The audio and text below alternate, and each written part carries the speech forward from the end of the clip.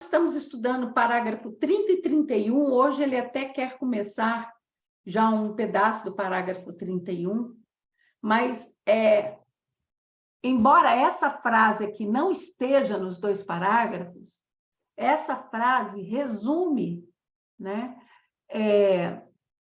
o que ele quer trazer de mensagem para nós sobre aquelas palavras do Eusébio que estão ali no parágrafo 30 e 31.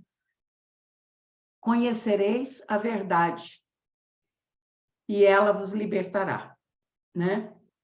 Por que isso? Ele tem falado muito para nós da fábula do espelho, né?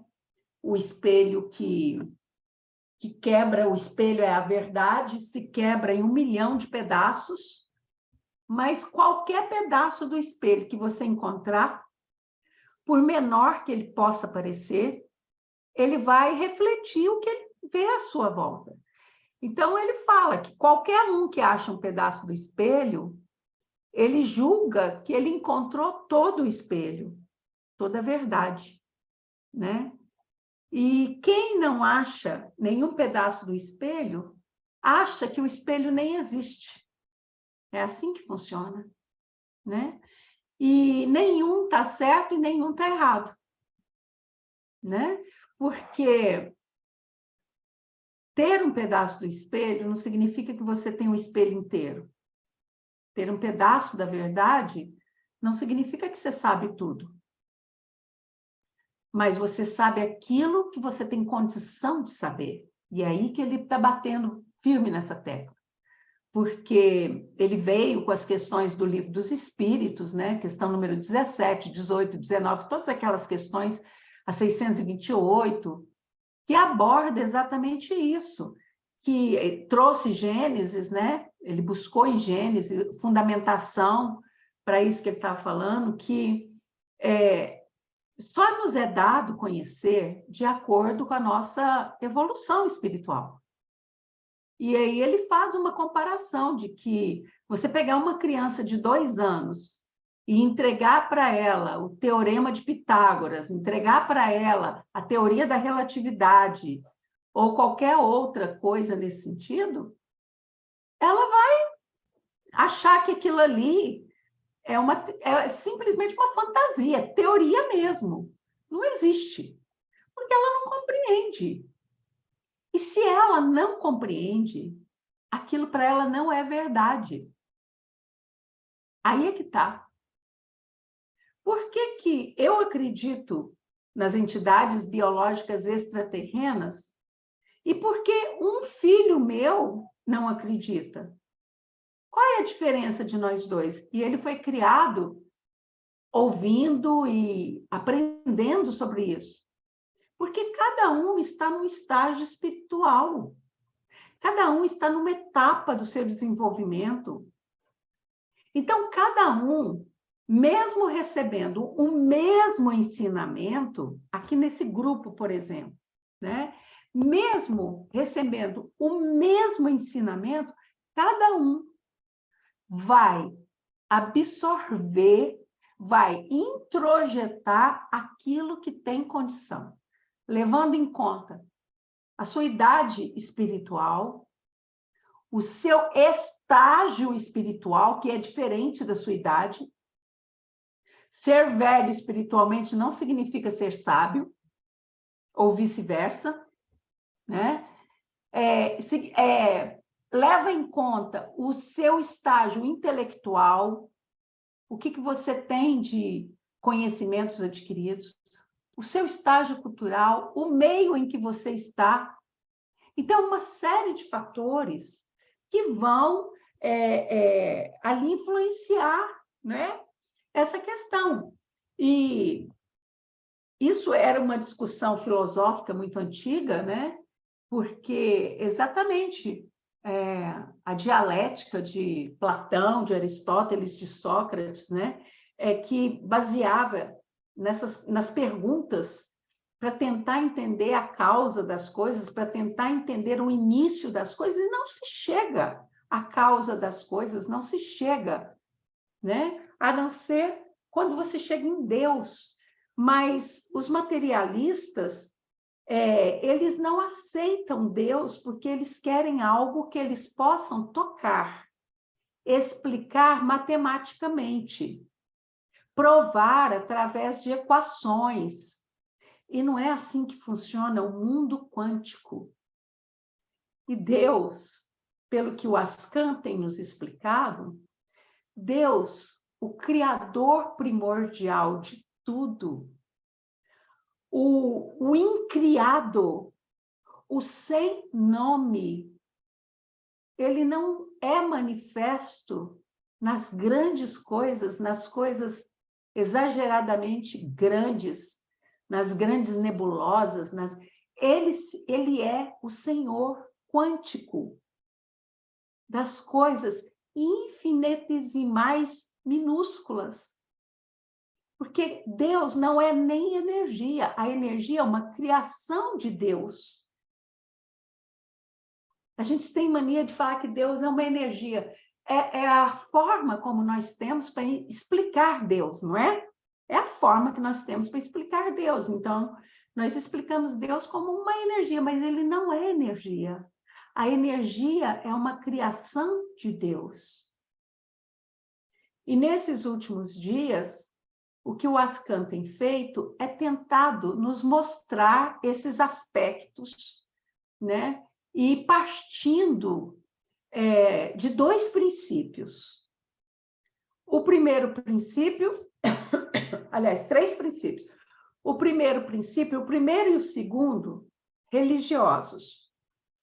Um baseado no Novo Testamento ou nos ensinos de Jesus, e o segundo baseado na codificação de Allan Kardec. E o terceiro princípio, baseado na ciência da Terra. É o que ele fala. Ele fala assim, eu não posso extrapolar o conhecimento da Terra, porque isso seria usurpar o livre-arbítrio da humanidade. Vocês já ouviram falar nisso? Nós sabemos que o homem tem livre-arbítrio, mas a humanidade como um todo, a Terra tem o livre-arbítrio. E ele me disse o seguinte, se eu trouxesse, como muitas vezes algumas pessoas perguntaram aqui para ele, até o João perguntava muito, por causa da curiosidade dele, por que ele não adianta os conhecimentos? Né? Por que ele não fala da partícula 5, que é a partícula que eles usam como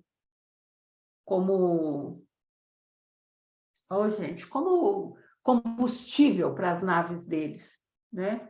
Que ele chama dessa forma. E ele fala assim, se eu trouxer conhecimentos para a Terra que não fazem parte da Terra, nós estaríamos extrapolando o livre-arbítrio da Terra. Só que, por outro lado, muitos povos extraterrestres que não são evoluídos e que já estão aqui na Terra há algum tempo, entre eles os greys, que são povos duais. Eles são máquinas biológicas. Eles têm uma características biológicas, orgânicas, e tem a parte cibernética, bem parecido com os nossos filmes aqui, né, do Robocop, alguma coisa assim. E ele, quando ele deu uma aula de quem ele era, de onde que ele vinha, como que era o processo reprodutivo no plano deles, etc. e tal, ele explicou muito sobre a forma de nascimento, né? Mas esses greys que estão na Terra são autorreplicantes. E é assim, a máquina que eles estão usando deu defeito, não funciona, está velha, eles simplesmente tiram a caixa craniana, que é o HD, né? Igual se fosse esse HD aqui, ó, eles tiram o HD e colocam em outro corpo que foi preparado para eles.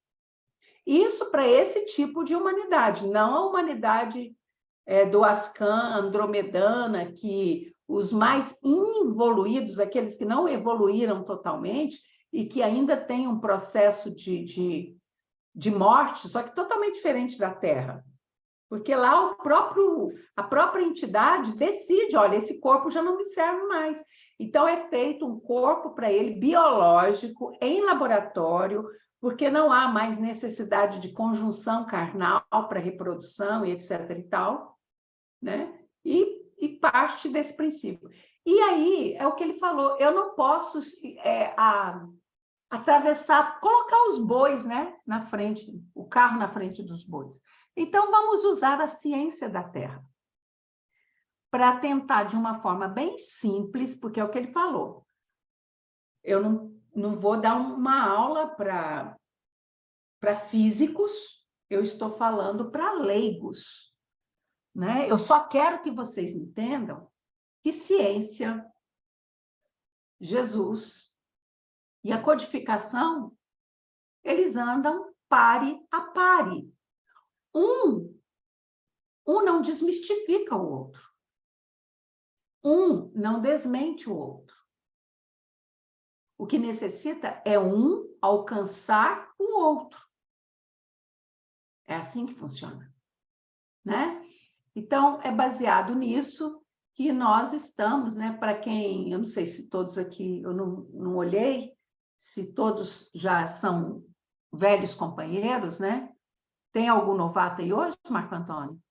Você viu se tem algum novato? Eu não sei, tem uma Ronise, não sei se é novata, primeira vez que eu vejo, não sei se é ou não. Uhum. Bom, mas se for novato, se tiver novato aqui no grupo, nós estamos estudando a obra do Chico Xavier e do André Luiz, né? No Mundo Maior. Estamos no capítulo 2 e estamos estudando o parágrafo 30 e o parágrafo 31. E nesse parágrafo 31, ele pediu que eu desse destaque para essa frase aqui: não reclamemos, pois, o ingresso em mundos felizes, antes de melhorar nosso próprio mundo. Né? Então, ficar pedindo para ir, quero ir para o nosso lar, quero ir para não sei aonde, quero ir para Júpiter, não reclamar ingresso em mundos felizes antes de melhorar nosso próprio mundo. Né? Então, vamos lá. Vamos fazer igual ele tem feito sempre. Ele vai lá atrás, pega alguma coisa que ficou mais assim no ar, traz para cá, põe uma coisa nova, puxa outra coisa e vai costurando, como é a característica dele, desses estudos, né? E aqui a gente começa com essa frase, né, do apóstolo Mateus, né? Digo a verdade, tudo o que vocês ligarem na terra será ligado no céu. E tudo que vocês desligarem na terra será desligado no céu. Muito bem. O que isso significa? É um ensinamento de Jesus, que estava sendo passado por Jesus e que está lá no Evangelho de São Mateus. Ora, o Ascan tem explicado muito sobre a lei, né, de relação, né, que é uma lei de Hermes Trismegisto, que foi ele aqui na Terra, né, uma das passagens dele aqui na Terra. Essa lei hermética fala que tudo se relaciona. Aqui embaixo, o que acontece aqui embaixo tem uma relação lá em cima, o que acontece lá em cima tem uma relação aqui embaixo. E então tem essa comunicação. Né? A Ronise, que é a novata, mas que já conhece Espiritismo. Ótimo, Ronise. Seja bem-vinda, viu, querida? Que Deus a abençoe. E o que você não entender é só você escrever aí no chat, que depois ele te responde. Então, essa lei hermética, né, de relação, olha só, ela foi promulgada por Hermes Trismegisto, né, no Egito, né, há muitos milênios atrás. Depois Jesus veio e trouxe essa lei novamente. Com outras palavras, né?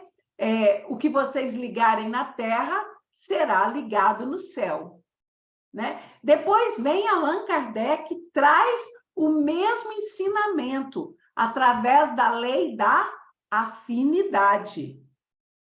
E agora a ciência, mais especificamente a física, e dentro da física, a mecânica quântica, já aborda e prova através do acelerador de partículas, né, sobre a teoria do emaranhado quântico ou do entrelaçamento quântico, que resumidamente, é a mesma coisa que Jesus falou.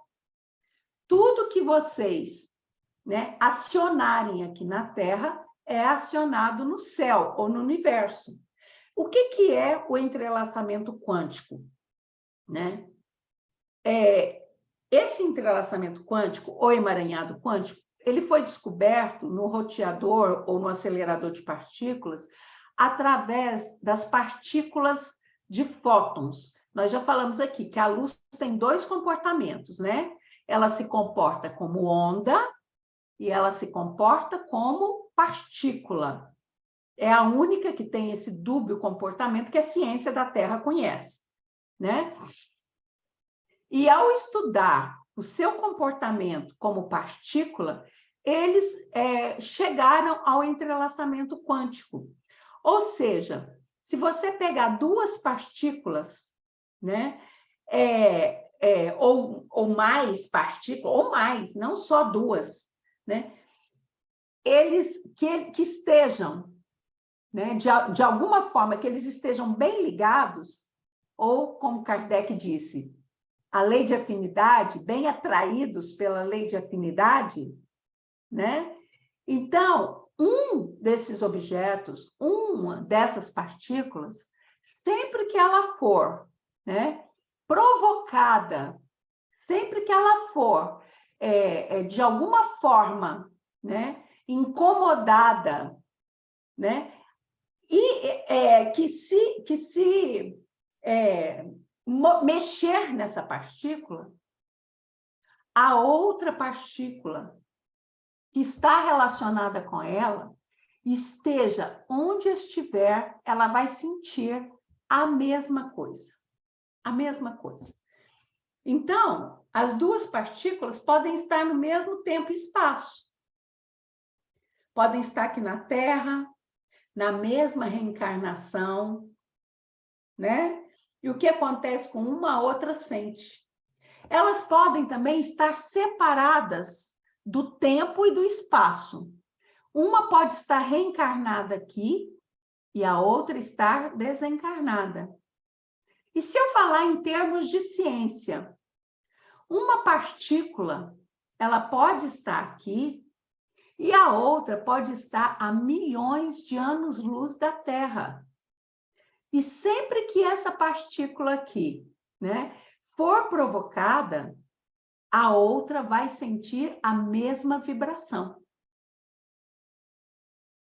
Tá certo? Isso aqui vocês entenderam, né? Ele até deu um exemplo para o Anderson, brincando, né? Porque não é a verdade em si, da maneira como a gente pensa, mas ele explicou bem que se relaciona às almas gêmeas, que a gente fala de almas gêmeas, né? Que, na verdade, são almas afinizadas, que se sentem atraídas uma pela outra pelas leis de afinidade e que estão entrelaçadas quanticamente. O que significa, por exemplo, Anderson, que duas almas estão entrelaçadas quando eu uso essa palavra quântico, quanticamente?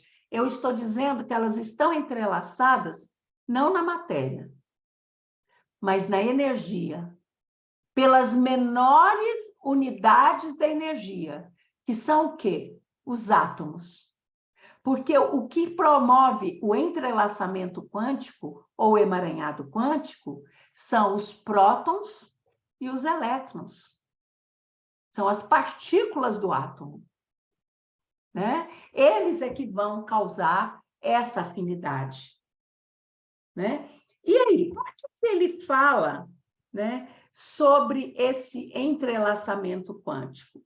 Porque ele fala o seguinte, o Criador, ao pensar na criação, que ele teve um pensamento conjunto, um pensamento, vamos dizer assim, único, né? Então, ao pensar na criação, o Criador, ele manifestou-se na sua criatura. E como que acontece esse entrelaçamento quântico entre Criador e criatura, né? Como que acontece isso? Tudo que a criatura percebe, tudo que a criatura sente, tudo que é provocado na criatura, o Criador recebe, sente, vive. Então, vocês lembram um dia que o Ascan disse que o Criador, ele se deleita com os processos de evolução das suas criaturas. O Criador é incriado. O Criador não teve que passar pelo processo evolutivo. O Criador não existe. O Criador é. Então, ele quis viver uma experiência. A experiência do Criador é a criação. Tá? Filosófico, mas deu para entender alguma coisa? Né? E aí, ele entrou com um outro conceito, que a ciência começa a engatinhar nesse conceito, que é o conceito de universo holográfico, ou da teoria das cordas. Né? Por isso que a gente trouxe essa imagem, porque essa imagem, embora ela não seja real, ela nos dá uma ideia, né? Porque quando você pensa em holografia, você pensa em projeção, não é isso? Você pensa em projeção, né? Uma projeção de laser, por exemplo. Se eu estou dizendo que o universo é holográfico, o que eu estou dizendo do universo? Que o universo é o quê? Uma projeção. Não é isso? Fácil de entender essa relação? Não é para entender como, mas dá para entender? Se eu falo no universo holográfico, então esse universo que eu conheço, os 2 trilhões de galáxias que existem nesse universo. A minha galáxia, que é a Via Láctea, pequenininha, com seus 400 bilhões de sóis, tudo isso não é real. Por que não é real? Porque é uma projeção. É uma projeção. Então, o que eu sou? Eu não sou real. Eu sou o quê? Uma projeção. Eu posso chamar essa projeção de mundo espiritual, se eu quiser. Não posso? Então, seria o contrário. Só para a gente entender. Aquilo que eu chamo de colônias espirituais, que hoje eu já sei que não são colônias daquela maneira literária que eu imagino no espiritismo, a colônia espiritual está aqui, invisível, em cima. Não. Ou ela é um planeta, ou ela é um satélite, ou ela é uma nave. Né? Colônia espiritual seria isso. Mas eles são a verdade. E eu sou a projeção. A Terra é uma projeção, uma das terras. Não existem várias terras em vários níveis? Essa Terra de 3D é uma projeção. E aí ele nos explicou, né? O que é um holograma? Né? O holograma é um método de registro total, né? Onde cada pedacinho, cada parte contém a informação do todo. Então, ele voltou para nós com o exemplo do espelho. Pensa no universo como um grande espelho. Pensa nesse universo todo quebrado em 1 quatrilhão de pedacinhos. Acabou, está despedaçado. Esse universo era um espelho inteiro na criação, na unidade. Quando Deus manifestou o verbo, ele se quebrou. Não se quebrou? Em 1 milhão de pedacinhos. Mas cada pedacinho do universo, ele tem o todo. Todas as informações que ele precisa de tudo. Cada pedacinho. Por quê? Porque o universo inteiro, o espelho inteiro, é a consciência una, ou a grande consciência, a consciência divina. Quando ele manifestou o verbo, a criação, né, esse espelho como que foi quebrado, né, multifacetado. Mas o todo está contido em cada pedacinho do espelho. Então, se você pegar a galáxia de Andrômeda, as mesmas informações que a galáxia de Andrômeda tem, a Via Láctea tem, a Canis Majoris tem, a Ursa Maior tem, o Órion tem, todos têm a mesma informação. Se você pegar o nosso Sol, as informações que ele tem, né? A estrela Vega tem as mesmas informações, né? Sírius tem as mesmas informações. O Sol de Capela tem as mesmas informações. Qual que é a diferença de um para o outro? A diferença não é o tamanho de um para o outro. A diferença é o estágio evolutivo de um para o outro, né? Então, todas as partes de um holograma, ele traz a informação necessária para formar, né, a imagem completa. Não é isso que vai ser no final? Quando tudo evoluir, nós não voltaremos a formar a imagem completa do espelho? Ou seja, nós não reintegraremos a consciência una? Não sabemos quando, mas em algum momento da nossa evolução, isso vai acontecer. Vocês concordam? Né? Então, quando os cientistas, agora vamos para o lado da ciência. Quando os cientistas falam em universo holográfico, tá? Não significa que eles estão falando numa simulação de computador, tá? Ou numa projeção de raio laser. Não é isso que eles estão falando. Ou então que tudo que existe é uma ilusão criada por alienígenas aí de universos paralelos. Não é isso. Mas o que isso quer dizer? Os cientistas hoje já sabem, olha que o Ascan fala, a ciência hoje já sabe, ela já tem provas obtidas pelo grande acelerador de partículas, que existem outras dimensões que o homem não pode enxergar. Tá certo, Marcos? Tá pesquisando aí? Né? Então, existem outras dimensões que o homem ainda não pode enxergar, mas existem, e a ciência hoje da Terra já provou isso. E estas outras dimensões, aí que entra a grande jogada. Estas outras dimensões, elas é que são responsáveis por dar forma à matéria visível. Eu vou explicar isso para vocês, eu vou tentar explicar da melhor forma possível. Eu vou até me adiantar um pouco, né? Então, uma dimensão explica a outra. Não poderia ter a quinta dimensão se não houvesse antes dela a terceira dimensão. Óbvio. A quinta dimensão só existe porque existe a terceira.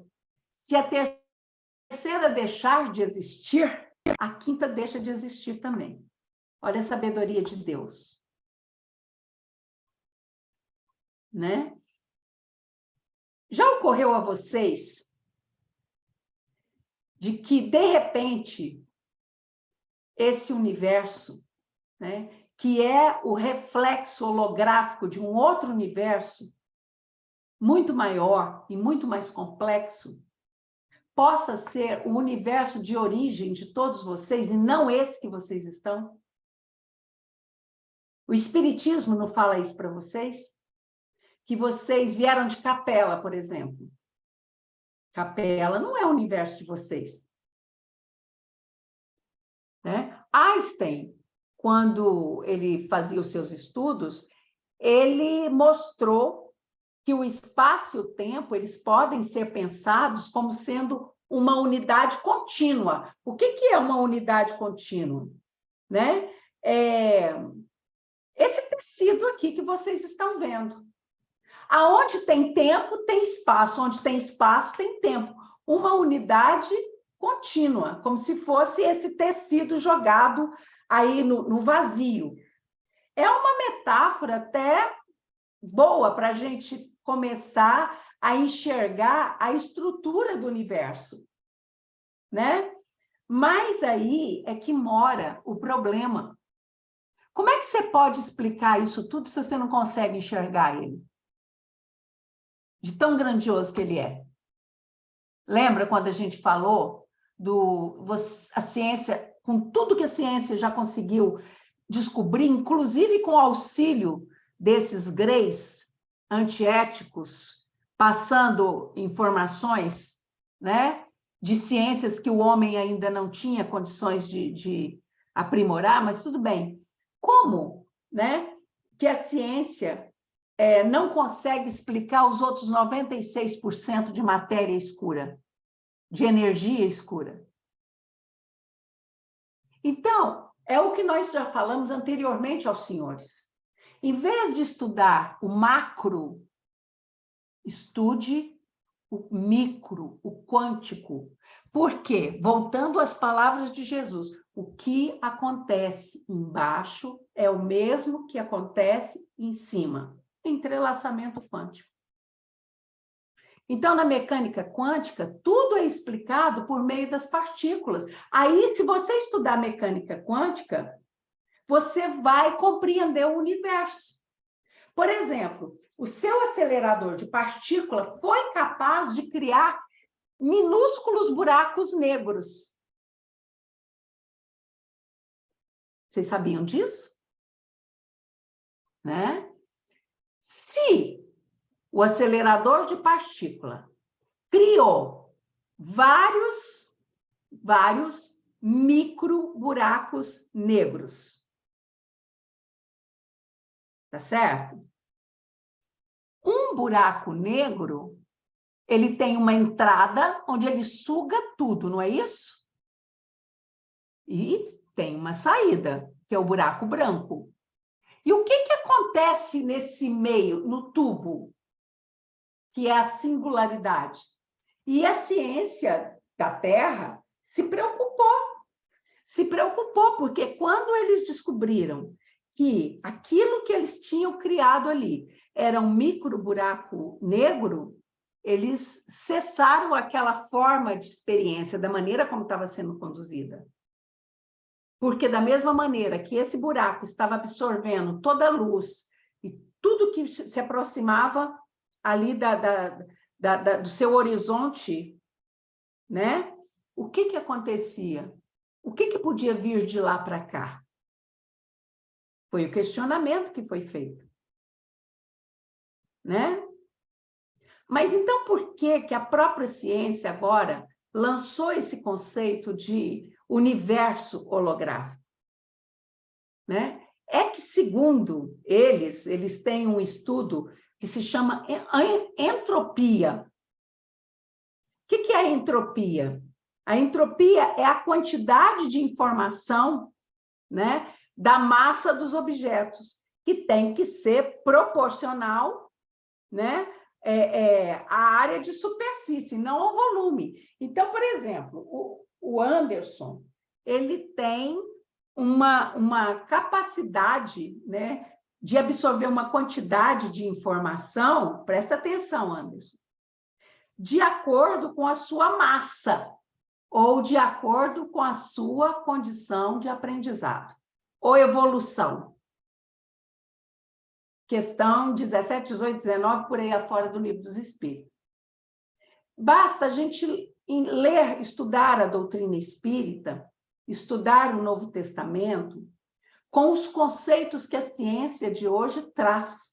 Porque não houve progresso nesse aspecto. Está sendo feito o quê? Quando eu falo, vocês colocaram um questionamento aí, até foi o Anderson que me mandou, falando assim, por que todas as vezes que eu te ouço, eu tenho a sensação de que eu já sabia o assunto que você está falando? Porque não é novidade. Porque vocês já sabem isso.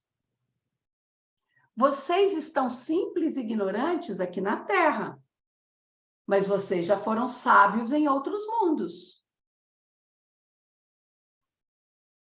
Menos evoluídos que a Terra. Alguns mais evoluídos que a Terra, porque estão em missão. Né? Então, o que acontece? Em outras palavras, o que vocês estão vendo é apenas uma projeção do que acontece em outras dimensões. Tá certo? Às quais vocês ainda não têm acesso, mas que é explicado pela teoria das cordas. As cordas são, vamos falar assim, essas ondas das quais, né, se constitui o universo. Pode chamar de fluido cósmico universal, pode chamar de energia escura, de matéria escura, que é o que vocês têm condição de entender no momento. Né? Vamos mais um pouco? Vamos adiantar mais um pouco? Então, aqui, ó, um buraco negro, né? E aí, o que a gente pergunta? O universo é um holograma projetado por outro universo. Certo ou errado? Certo, né? Se for pela doutrina espírita, o que vocês aprenderam na doutrina espírita? Você vai em sonho, em desdobramento, você é um artista.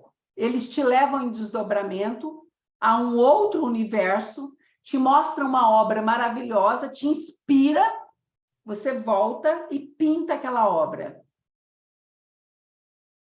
Tá certo? Então, quer dizer que essa obra que você fez aqui é uma projeção de uma obra que existe em outro universo. Isso aí vocês estão cansados de ler em Nosso Lar, nas obras do André Luiz. Vocês estão cansados de ver isso. Em relação à medicina, em relação à educação, em relação à distribuição da sociedade. Não é isso? Então, pensa o seguinte. Esse universo, ele é a saída de um grande buraco negro macio.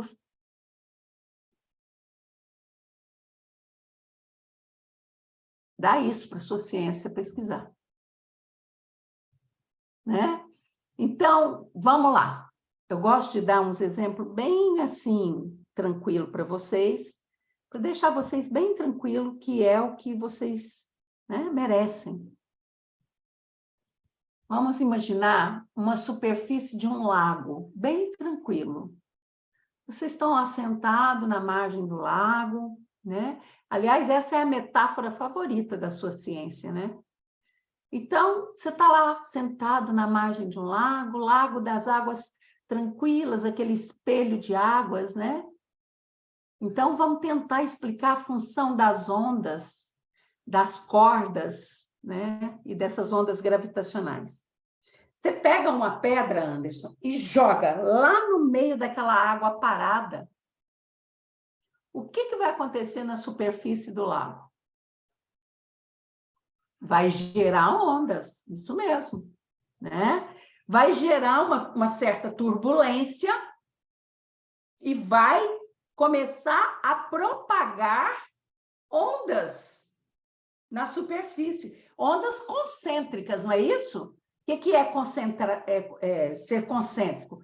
Do centro, de onde a pedra caiu, e elas vão se ampliando, né? Se esparramando no tempo e no espaço. Elas vão, né? Não é isso? Assim como acontece com dois buracos negros massivos que se chocam. Então, eles se chocam, se unem, os seus núcleos, né? E aí, eles começam a propagar ondas. Essas ondas seriam a teoria das cordas. E essas ondas representam universos. Universos. Pensem que a superfície do lago calmo poderia ser o Criador. Pensem que a pedra tirada no meio do lago, ele é uma partícula. O Criador não é grande, o Criador é pequeno. A pedra atirada no meio do lago foi a sua vontade, o seu verbo, né? E a propagação dessas ondas... Gente, eu estou explicando isso aqui de uma forma bem rudimentar, viu? Pelo amor de Deus, esse discurso aqui com a academia seria um outro patamar, né? Então, vamos lá.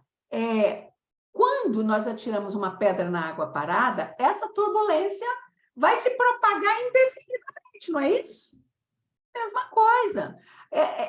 Se as ondulações estão na superfície, né, do lago, tá certo? Então, há um mundo muito mais complexo, cheio de segredos ocultos por baixo. Porque à medida que essas ondas vão propagando, elas vão levando junto com elas tudo aquilo que vai saindo do centro. O centro não é o todo? Então, ela vai se esparramando, se esparramando, se esparramando, se esparramando, e levando com ela o todo, um pouco do todo. Que pode ser o entrelaçamento quântico, que pode ser a afinidade, que pode ser a lei de relação, que pode ser a teoria das cordas, né? Que pode ser várias coisas. Agora, o interessante é que com esse estudo que a sua ciência fez, isso tudo para eu explicar para vocês, né, a matéria e o espírito.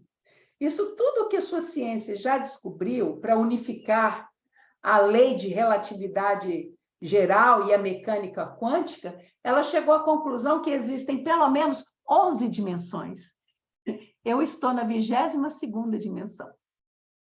A sua ciência conseguiu chegar até 11 dimensões. Vocês estão em qual? Na 3D. Vocês estão encaminhando para a 5. Entre a 3 e a 5, nós temos a 4ª, que é o tempo-espaço. É a teoria, é a dimensão do tempo e espaço. Agora, olha como que é interessante, Marco Antônio. A 5ª dimensão que vocês tanto almejam, porque é um mundo regenerado, é um mundo mais tranquilo, sem guerras, sem tantas maldades, etc. e tal, ele só existe. Por que que ele existe? Porque tem uma dualidade. Dualidade. Não é oposto. Tem uma dualidade. Tem uma Terra de 3ª dimensão que é o contrapeso dessa Terra de 5ª dimensão. Ela não existiria, a Terra de 5ª dimensão não existiria se a de 3ª dimensão não existisse. O Marco Antônio comentou aqui, ó, que a ressonância magnética se assemelha ao universo holográfico, né? Porque formam várias partes formam um todo. Exatamente. Você retalha em milhares de fatias, não é isso, Marco Antônio? E cada fatia tem a informação do todo. Uma ressonância magnética, se você tirar uma única fatia milinésima ela ficaria incompleta. Ela não conseguiria responder ao diagnóstico. Isso é a mesma coisa no universo. Tudo no universo tem explicação. Tudo. A ciência ainda não encontrou, mas que existe, existe. Né? Então, a sua ciência chegou a 11 dimensões. Né? Embora não tenha conseguido comprovar, porque para conseguir comprovar a existência das 11, né? Teria que evoluir muito. Mas no que eles já conseguiram demonstrar, né? Os elétrons, os fótons, os quarks, que são as micropartículas que formam os elétrons e os prótons, né? E as demais partículas fundamentais, elas são as linhas unidimensionais que formam as cordas.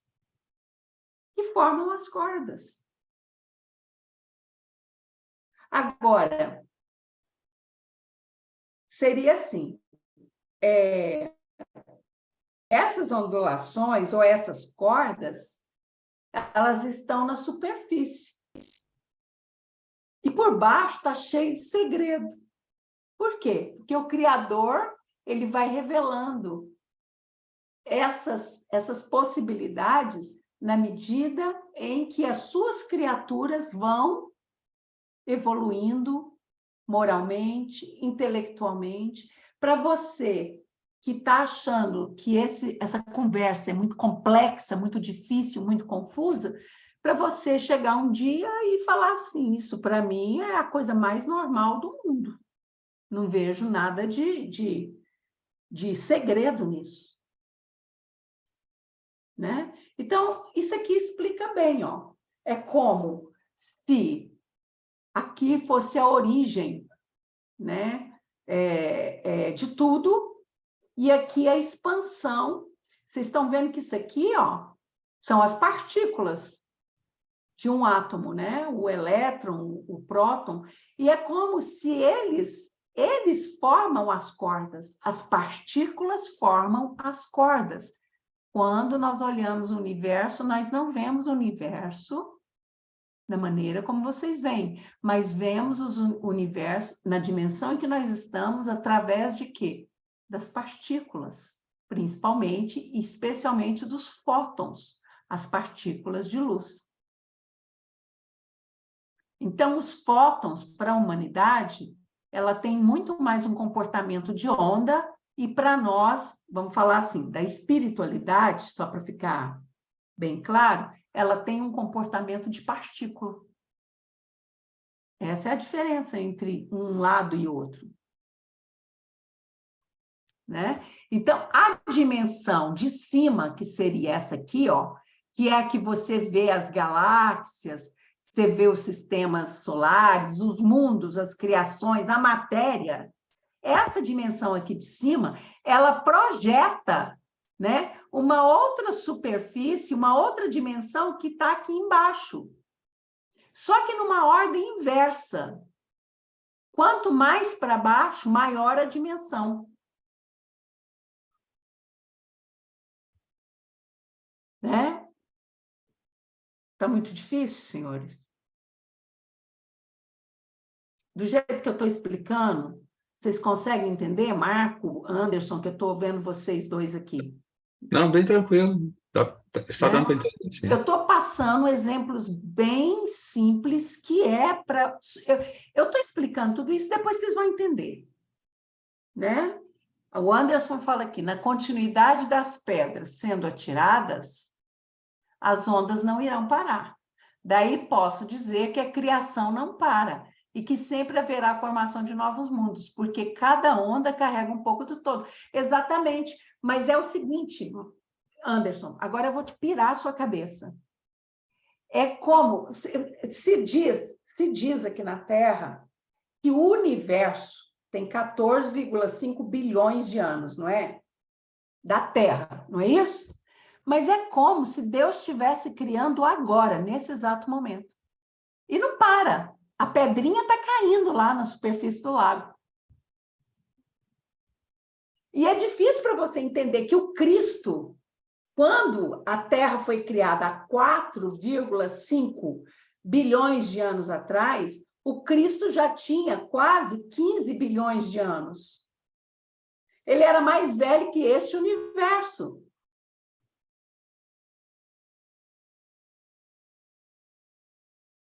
Naquela época. Então, hoje ele estaria com uns 35 bilhões de anos da Terra. Então, quando a gente pensa em macro, em larga escala, fica difícil para a pessoa criar um quadro mental. É isso mesmo. Jesus disse que o Pai trabalha incessantemente, e ele também. Eu acho que nós podemos até aprofundar mais os estudos, vocês estão muito aplicados, né? E aí, eu trouxe uns novos conceitos para vocês de criação. E as pessoas não estão prontas, não, para entender isso, não. Claro que não estão, eu tenho plena consciência disso, eu tenho plena consciência. Né? Entender a criação não do começo para frente, mas do fim para o começo. Isso para Deus é difícil, senhores? Não. Jesus não falou que ele era o alfa e o ômega? O começo e o fim? Ele não falou isso? Pensem em Deus, não é isso, mas só para a gente brincar um pouco com a nossa imaginação, tá? Pensem em Deus como um buraco negro. Agora, vocês imaginam um buraco negro, um tubo, não é? Só que em vez de ter um tubo vertical, como sempre aparece nos seus filmes e tudo, pense num tubo em que as pontas se encontram. O acelerador de partícula. Um círculo concêntrico e que ali, na singularidade divina, está tudo que há. Então, Jesus deu a deixa, né? O retorno do filho pródigo ao lar, a volta do filho pródigo, né? Então, pensem da seguinte maneira, vamos lá. O modelo tradicional, modelo padrão da física de partículas ou da mecânica quântica, né? Ela funciona perfeitamente, né? Para 3 tipos de matéria. Eu já expliquei isso aqui. E é por isso que um de vocês aí, o Marcos, falou da ressonância, né, eletromagnética. Ela funciona perfeitamente para o eletromagnetismo, né? Ela funciona, eu estou falando das leis, né, das 3 forças da matéria. Ela funciona para interação forte, que é a força nuclear, que dá origem às suas bombas de destruição massiva, e ela funciona para interação fraca, que é o decaimento de beta, ou os neutrinos, né? Mas ela não consegue descrever uma 4ª força, que é a força gravitacional. Ou seja, prestem atenção, a gravidade funciona, a ciência entende que a gravidade funciona no macrocosmos. Então, se você passar próximo ao horizonte de eventos de um buraco negro, a gravidade vai te sugar. Se um corpo celeste, um meteoro, passar perto do Sol, a gravidade do Sol vai sugar ele. Júpiter e Saturno são os seus grandes guardas do sistema solar, porque todo corpo meteoro, os grandes meteoros, principalmente os grandes meteoros que passam próximo de Júpiter, Júpiter atrai pela gravidade, não é isso? Mas a sua ciência não conseguiu provar que no campo microscópico ou como eu disse no encontro passado, no campo do não tamanho, lá de dentro do átomo, essa gravidade ela se comporta totalmente diferente em relação às outras três forças. Ela não tem o mesmo tipo de comportamento, mas ela existe. A ciência dizia que ela não existe, mas ela existe. Então, a gravidade, ela... O que eu posso mostrar para vocês? Nessa teoria do tempo, tá? Sendo o tempo como princípio, que é o que vocês acreditam, né? Tempo zero é a vontade de Deus, não é? É o Big Bang. O Big Bang é o tempo zero, não é isso? Pois é. Nessa teoria do tempo como princípio, vocês são capazes de perceber a gravidade da seguinte forma, porque há explosão e em segundos houve a expansão de partículas e, ao mesmo tempo, o aglomeramento de partículas, formando moléculas. Então, dessa gravidade, emergiu o quê? A matéria. Né? Então, você poderia falar que a matéria ela emergiu do tempo?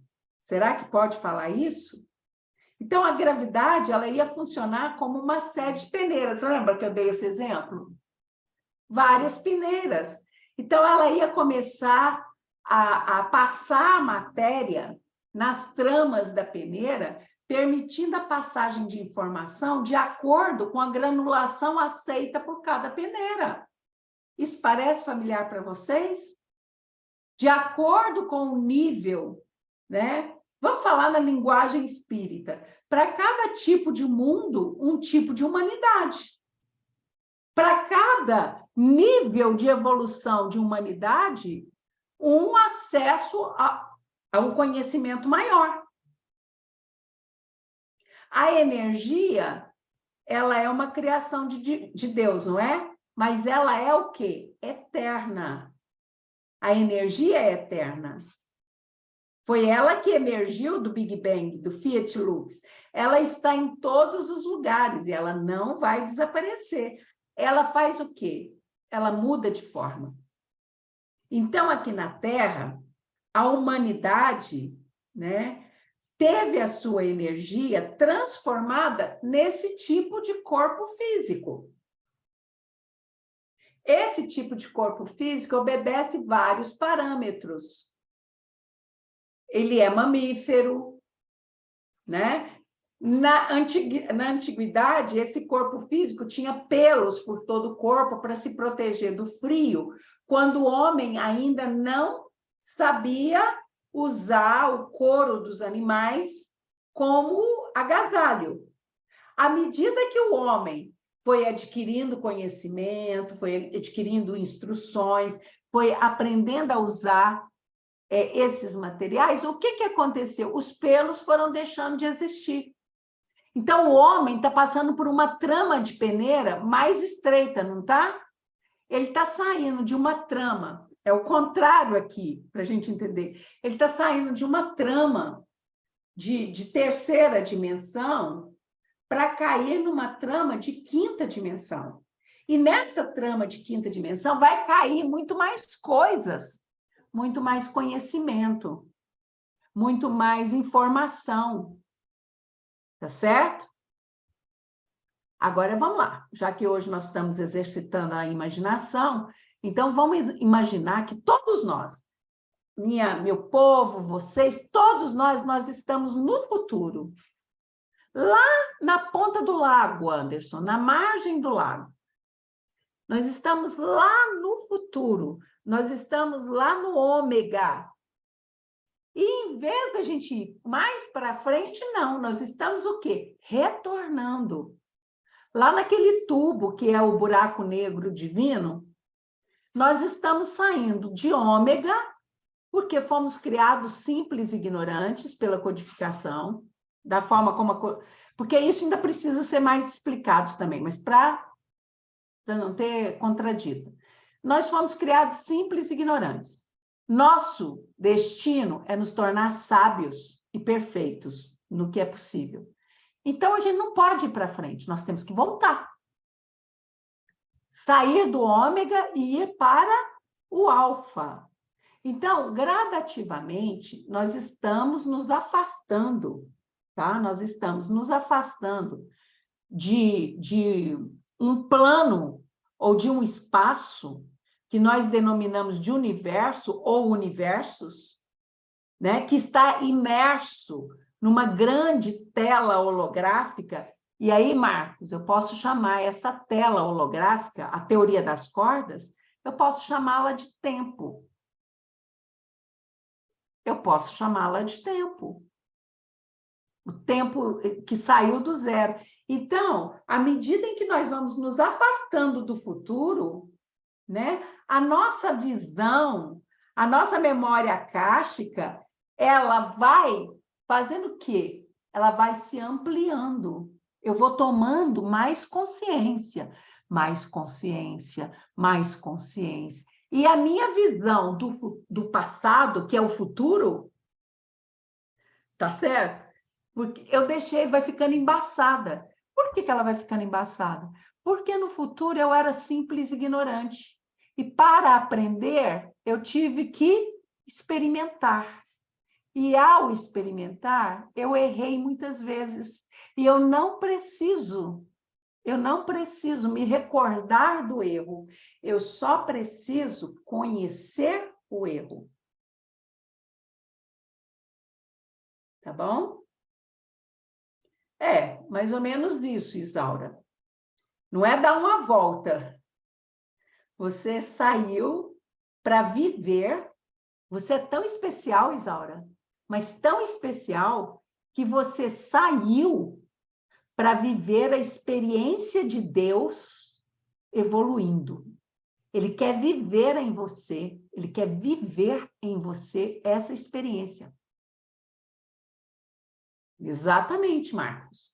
Exatamente. A onda, ela vai retornar à origem quando ela encontra um obstáculo. Mas aqui, nesse caso, o obstáculo, né, ele pode ser entendido de uma outra forma, como o quê? Como conhecimento. O conhecimento acelera o retorno da onda ao centro, à origem, né?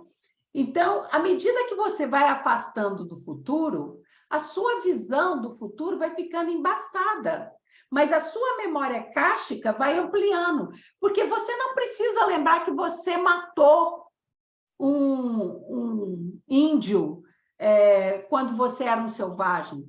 Você não precisa se lembrar que você foi dono de escravos, mas você precisa saber o sentimento que isso gerou no seu processo de crescimento.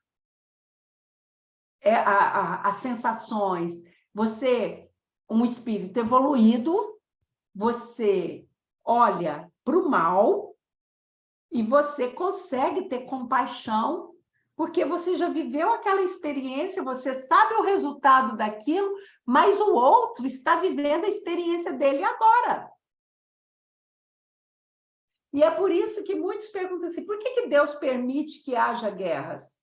Qual que é a resposta do Livro dos Espíritos, que está lá da 742 para frente? O que ele fala? Para que haja o quê? Progresso. É um absurdo você... Como assim? Mas não pode haver progresso sem guerra? Pode. Mas é mais lento.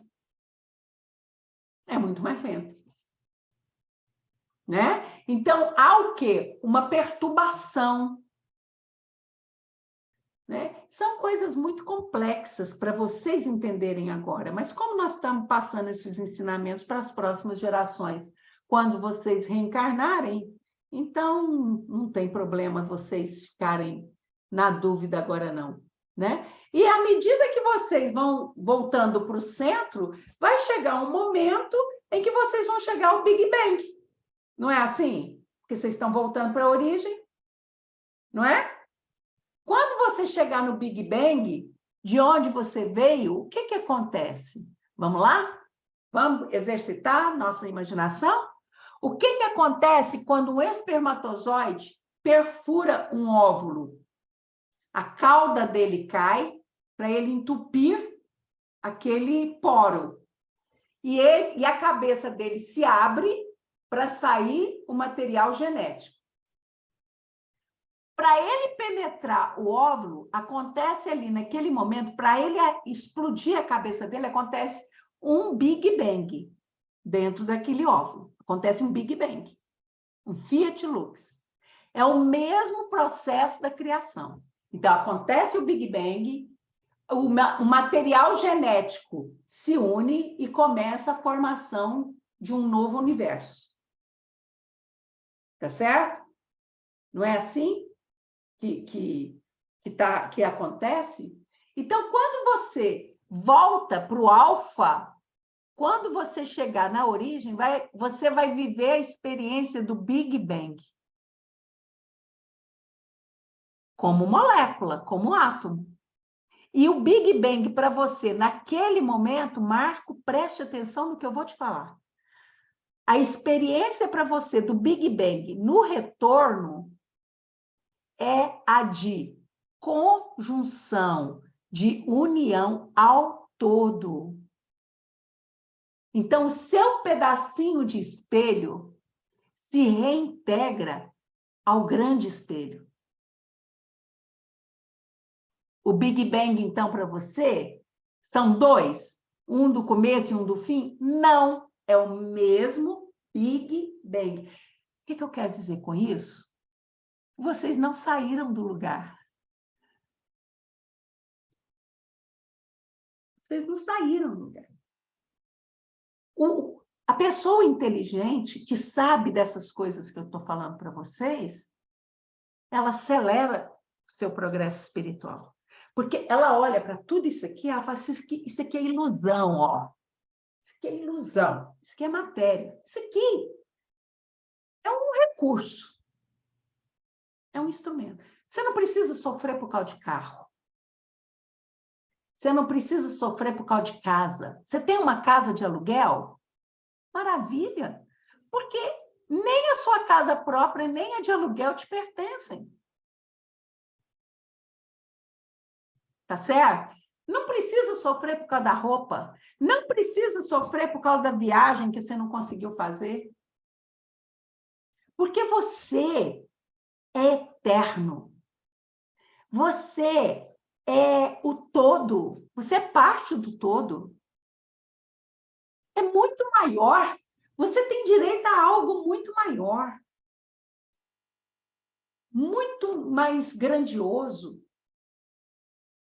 Então, Deus é. Deus é o tempo, Deus é o espaço, o resto existe. A energia existe, né? A matéria existe, a conjunção da matéria com a energia existe. Por quê? Porque é criação. Deus é a grande e única consciência que há. Somente Deus é. O universo, tudo que existe, incluindo o homem, é criação desse racional superior, ou dessa mente única, ou desta consciência única. Portanto, a única coisa que há realmente é a mente divina. E onde o homem está dentro disso tudo? Aonde que ele está encaixado? O homem, ele é parte do pensamento divino. O homem está em tudo que Deus criou. Lembra o ensinamento da doutrina espírita? Por onde que seu princípio inteligente passou? Pelo reino mineral, em todas as áreas do reino mineral.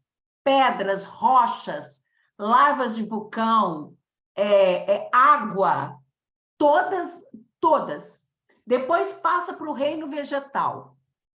Não é isso? Desde os plânctons marinhos, os corais marinhos, até as plantas mais evoluídas.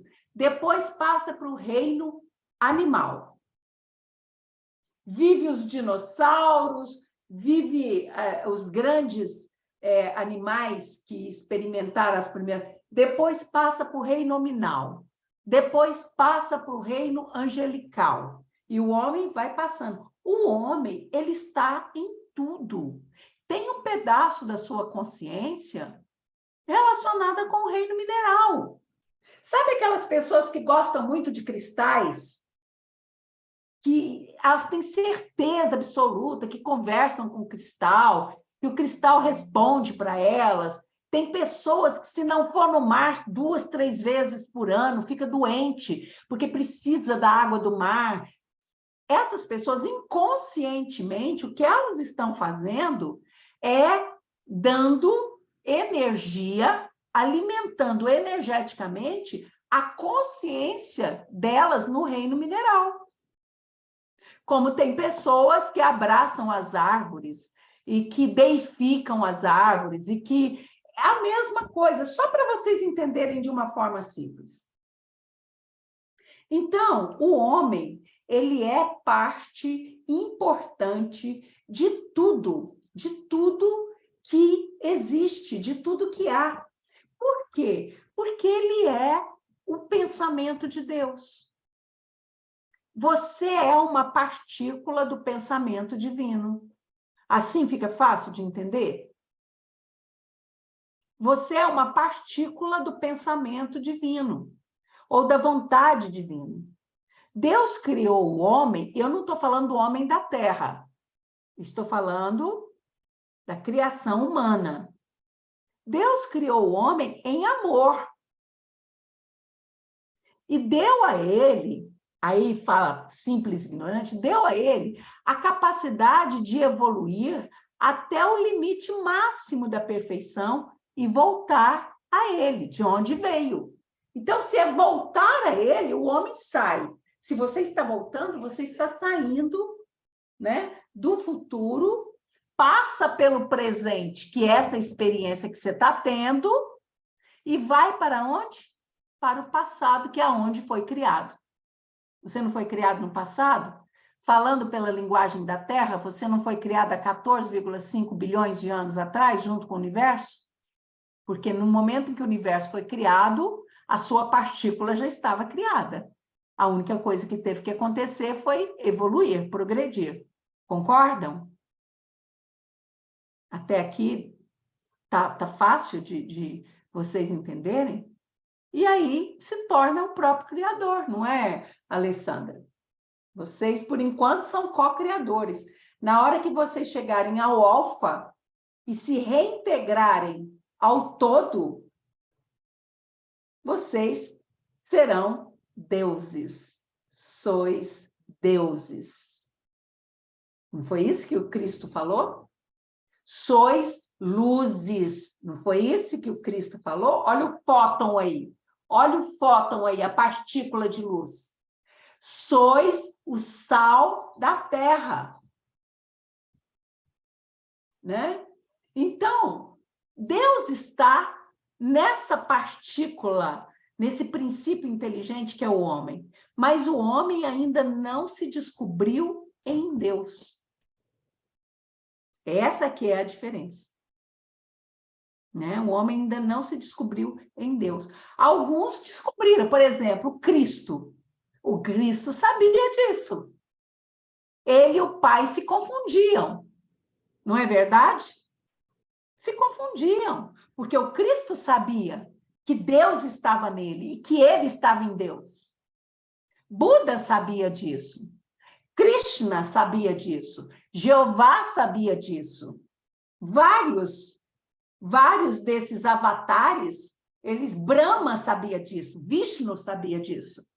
Vários desses avatares sabiam. Mas como que foi o processo de evolução? Alessandra, isso é nosso tema para o próximo encontro. Né?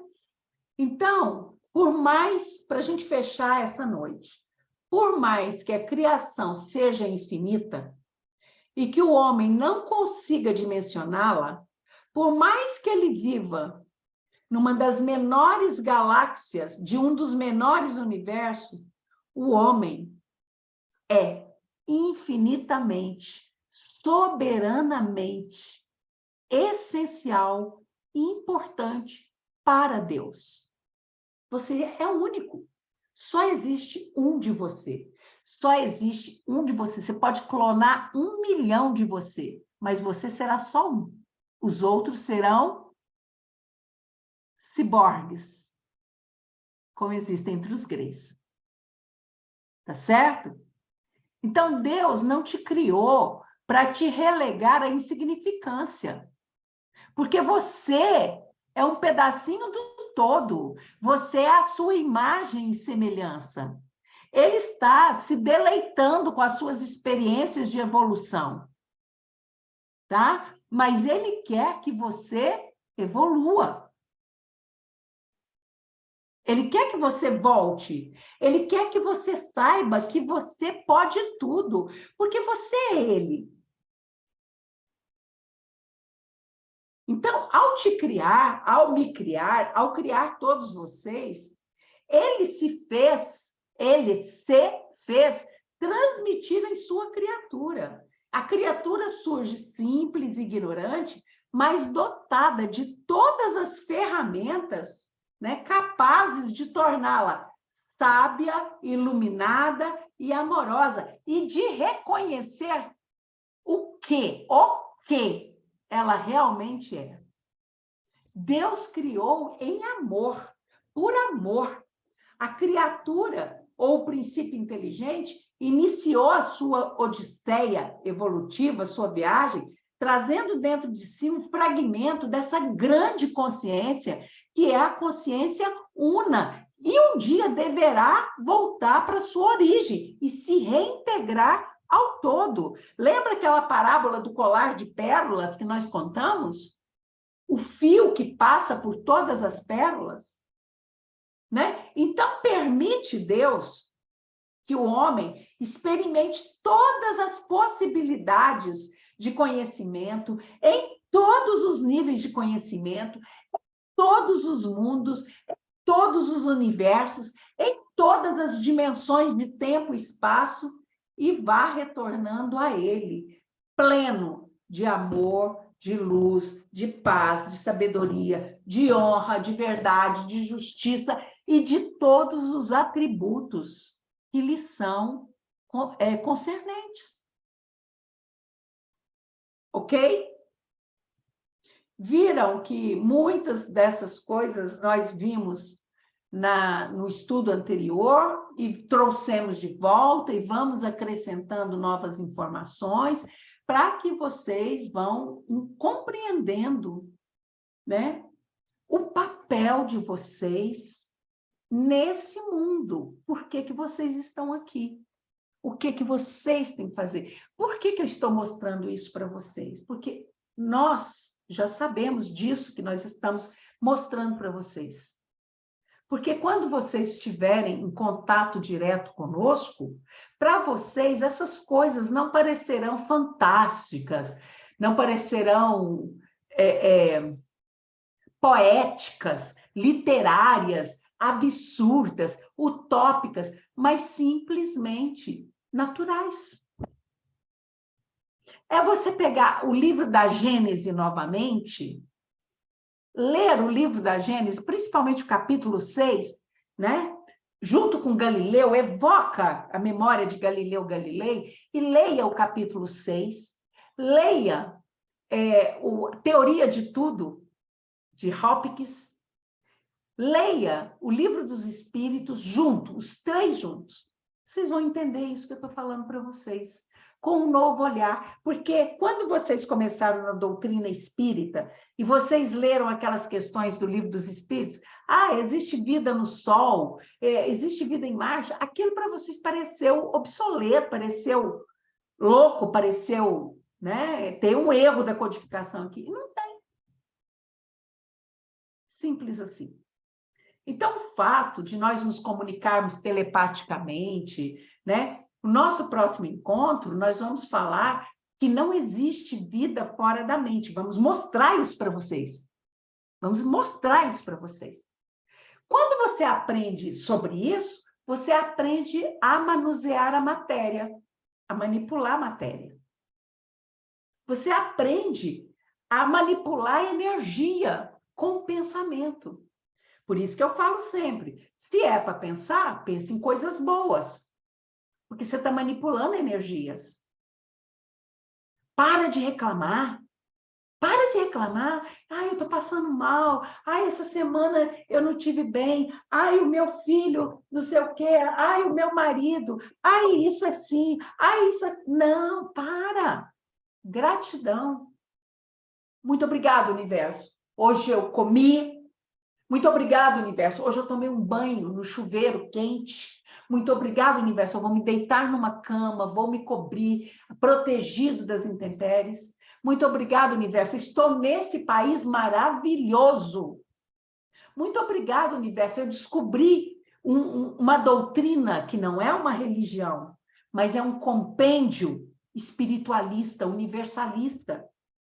Muito obrigado, universo. Cada vez que você agradece o universo, ele pega aquelas cordas e vibram. Entendeu? Porque quando eu emito um pensamento, o meu pensamento é onda, não é isso? Olha a pedrinha sendo jogada.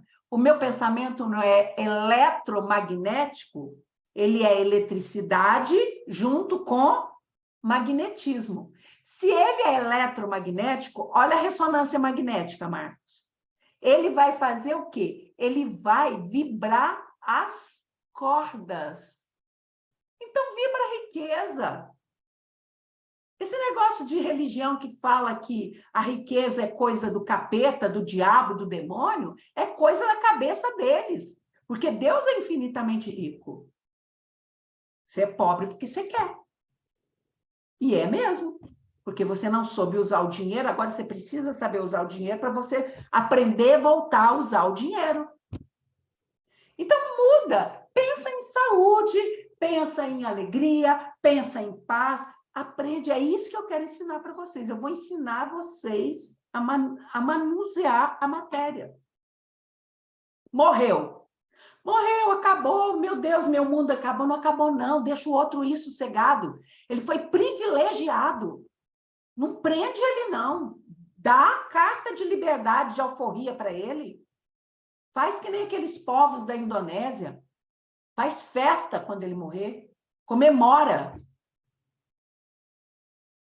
Né? Então, é isso que a gente precisa aprender. Jesus era rico, viu, Alessandra?